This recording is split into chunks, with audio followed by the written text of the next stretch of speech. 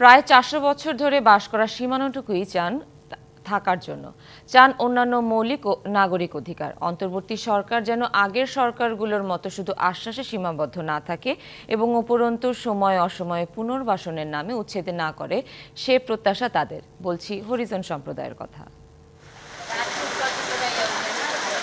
ঘর ভাঙা মানে তো জীবনের প্রতি আঘাত, স্বপ্নেরও ভাঙন। এমন করে কেটে যাচ্ছে ৪ মাস। তবু জীবনের ধর্ম থেমে থাকা নয় বলে নিজের জমানো টাকা কিংবা ঋণ ধার যেভাবেই হোক কোনো রকমে মাথা গোঁজার ঠাঁই গড়ে নেয়া।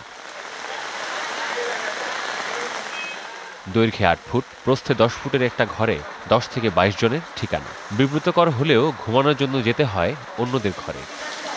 7টা পরিবারকে যে তুলে দিয়েছে, আমরা কোথায় যাব?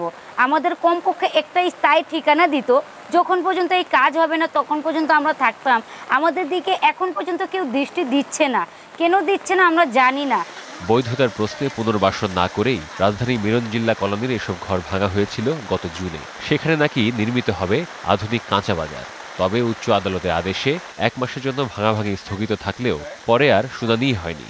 কারণ উদ্যোগ নেওয়া সেই সরকার এখন ক্ষমতায় নেই। নতুন সরকার কি একই পথে হাঁটবে? হরিজন যারা আছেন তাদের চাকরি থাকুক বা না থাকুক, সংবিধানের যে মৌলিক অধিকার হিসাবে যে বাসস্থানটা যাতে আমাদের স্থায়ীভাবে আমাদেরই হোক, আমরা সেই অনুরোধ জানাচ্ছি আর কি সরকারের কাছে।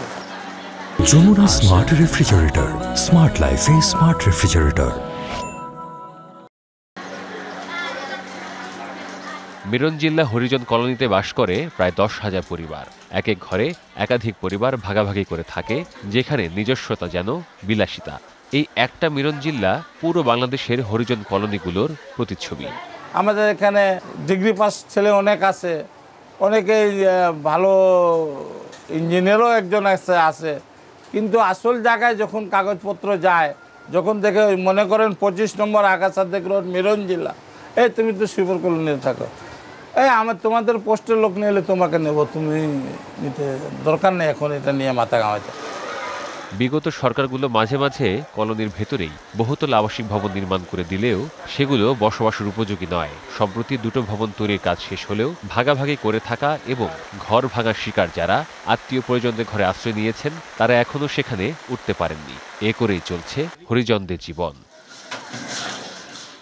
জুয়েল থিওটোনিয়াস, ডিবিসি নিউজ, ঢাকা।